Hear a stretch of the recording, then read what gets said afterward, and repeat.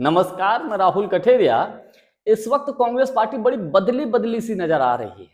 पहले क्या होता था, जब कांग्रेस पे कोई हमला करता था तो कांग्रेस डिफेंसिव मोड में होती थी, सुरक्षात्मक मोड में होती थी और भारतीय जनता पार्टी हमला करती थी तो कांग्रेस वाले बेचारे चुपचाप केवल जो बीजेपी के लोग टारगेट देते थे उसी को अचीव करने में लग जाते, उसके पीछे पीछे चलते थे। आजकल मामला उल्टा चल रहा है। आजकल कांग्रेस पार्टी टारगेट दे रही है भारतीय जनता पार्टी को और भारतीय जनता पार्टी फिर कांग्रेस के पीछे पीछे चलती है। और इस वक्त तो कांग्रेस के कार्यकर्ता और नेता बहुत ही अटैकिंग मोड में है। अब देखिए ना,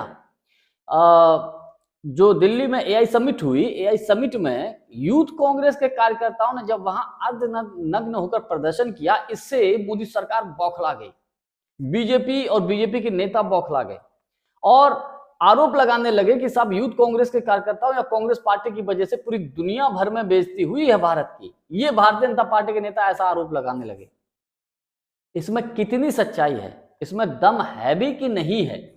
और भारतीय जनता पार्टी शायद ये भी भूल गई, 2010 में जब राष्ट्रमंडल खेल हुए थे तो भारतीय जनता पार्टी ने बड़े पैमाने पर कांग्रेस पार्टी के खिलाफ प्रदर्शन किया था, जबकि राष्ट्रमंडल खेलों में दुनिया भर के सैकड़ों खिलाड़ी आए हुए थे, उनके साथ स्टाफ भी आता है, विदेशी मेहमान दुनिया भर से। तो तब का देश का अपमान हो गया था।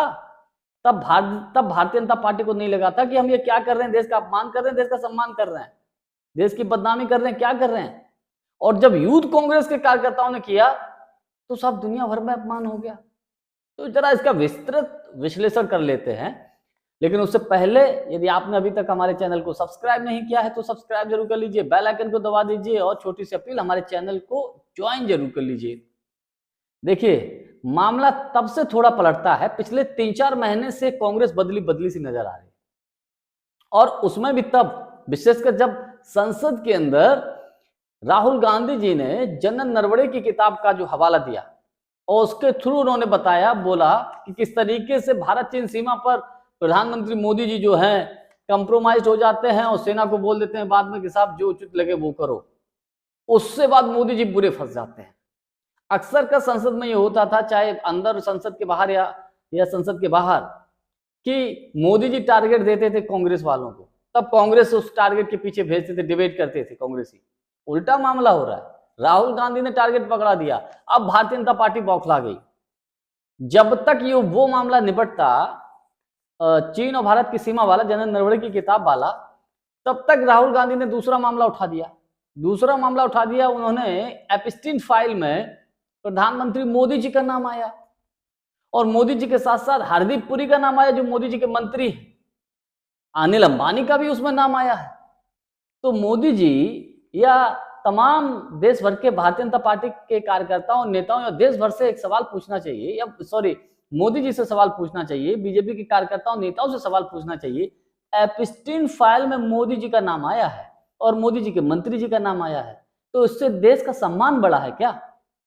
देश की पूरी दुनिया में तारीफ होगी क्या इससे भारत की? एप्स्टीन फाइल, आप कल्पना करिए, एप्स्टीन फाइल में जिन लोगों का वीडियो सोशल मीडिया पर वायरल हुए हैं वो तो एक तरीके से आज के समय के राक्षस हैं।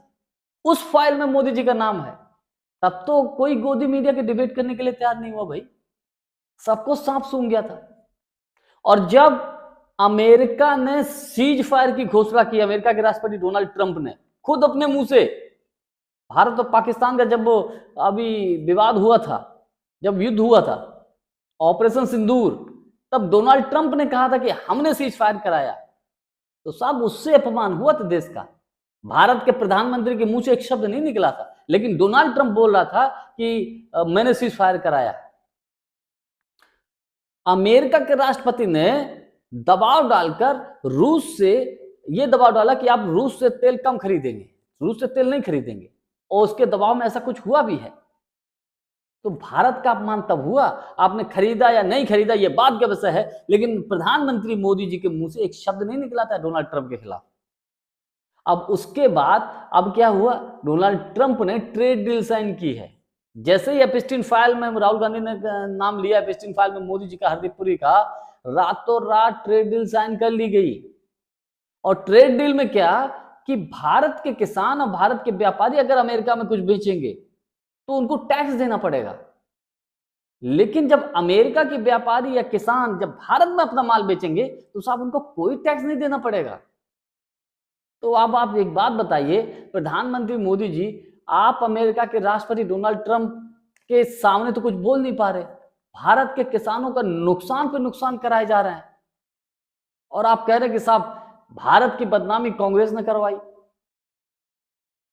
भारत की बदनामी ऐसे हुई है आपके कार्यकाल में। दूसरा आप देखिए, जिस तरीके से एआई समिट में जो यूथ कांग्रेस के कार्यकर्ताओं ने जो विरोध प्रदर्शन किया है, भाई वो कार्यकर्ता शांतिपूर्ण तरीके से प्रदर्शन कर रहे थे, उन्होंने कोई हिंसक रूप नहीं अपनाया। लेकिन भारतीय जनता पार्टी के कार्यकर्ताओं ने क्या किया, मध्य प्रदेश में कांग्रेस के कार्यालयों में जाके वहां पर तोड़फोड़ की, होर्डिंग्स फाड़े, बैनर फाड़े, कुछ कार्यकर्ताओं के साथ तो उनके ऊपर ईंट पत्थर फेंके गए, कईयों को चोट आई। तो कांग्रेस के कार्यकर्ताओं ने तो ऐसा नहीं किया। अब इससे भारत की छवि क्या अच्छी होगी? इससे भी तो भारत की बदनामी हो रही है।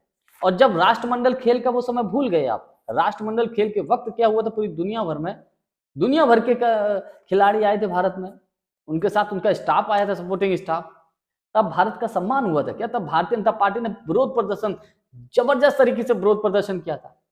कांग्रेस ने तो कोई ऐसा एक्शन नहीं लिया था। अपने कार्यकर्ताओं को कहा हो कि जाओ बीजेपी के कार्यालयों में जाकर तोड़फोड़ करो। कांग्रेस की सरकार थी केंद्र में, कर सकती थी भाई, लेकिन नहीं किया। और बड़ी बात, ये भारतीय जनता पार्टी के कार्यकर्ता जब विरोध प्रदर्शन कर रहे थे, तो एमपी से ही कुछ या कुछ देश के अन्य हिस्सों से ऐसी फुटेज, ऐसे वीडियो, फोटो निकलकर सामने आए, कांग्रेस के कार्यकर्ता डटकर मुकाबले में खड़े हुए। वो भूल जाए कि आप थप्पड़ मारो, आप पत्थर फेंको, हम आपको फूल देंगे। वो भी खुलकर कहने लगे कि हम ठीक है गांधी जी की विचारधारा को मानते हैं, लेकिन हम नेताजी सुभाष चंद्र बोस को भी, उनके आदर्शों को भी मानते हैं, भगत सिंह जी के रास्ते पे भी चलना जानते हैं, हम भूले नहीं है। ये भी सारों में बोल दिया। एक जगह पर तो एक कांग्रेस की महिला नेता ने चप्पल तक उतार ली बीजेपी के कार्यकर्ताओं को दिखाते हुए, और कुछ जगहों पर कांग्रेस के कार्यकर्ता लठ लेकर अपने कार्यालय के बाहर खड़े हो गए उसकी सेफ्टी के लिए, सुरक्षा के लिए। तो ये जो रूप देखने को मिल रहा है ना, जो कांग्रेस अटैकिंग मोड में है, भारतीय जनता पार्टी के नेता कार्यकर्ता कांग्रेस के दफ्तरों में कांग्रेस कार्यकर्ताओं के ऊपर हमला बोल रहे हैं, तो यहां तो मामला उल्टा पड़ रहा है। इन्हें सोचोगे शायद दब जाएंगे, डर जाएंगे, यहां तो मामला उल्टा है। यहां तो ईंट का जवाब पत्थर से देने के लिए तैयार है, कोई झुकने वाला नहीं, कोई दबने वाला नहीं, कोई डरने वाला नहीं। तो ये इस वक्त कांग्रेस बदली सी नजर आ रही है। राहुल गांधी और प्रियंका गांधी ने ये चेंजमेंट किया है कांग्रेस पार्टी में कि अब डिफेंसिव मोड में नहीं, अटैकिंग मोड में राजनीति होगी। और अटैकिंग मोड में जिस तरीके से राजनीति कांग्रेस ने शुरू की है, इससे भारतीय जनता पार्टी बड़ी हतप्रभ है। सब हैरान और परेशान है कि कांग्रेस का ऐसा रूप जो आज तक आपको देखने को नहीं मिला। और मुझे तो लगता है कि अगर ये चीजें इसी प्रकार से बढ़ती रही तो आने वाले समय में आपको बहुत कुछ ऐसा दिख सकता है जो आपको हैरान कर देगा। यानी कि कांग्रेस पार्टी किसी भी रूप में बीजेपी को बख्शने के मूड में नहीं है। राहुल गांधी किसी भी तरीके से मोदी जी को छोड़ने के मूड में कतई नहीं है। कोई भी मौका मिलता है वो मुद्दों को लेकर प्रधानमंत्री मोदी जी को बुरी तरीके से फंसा देते हैं, फिर मोदी जी को जवाब देते देते बड़ा मुश्किल पड़ जाता है, करें भी तो क्या करें।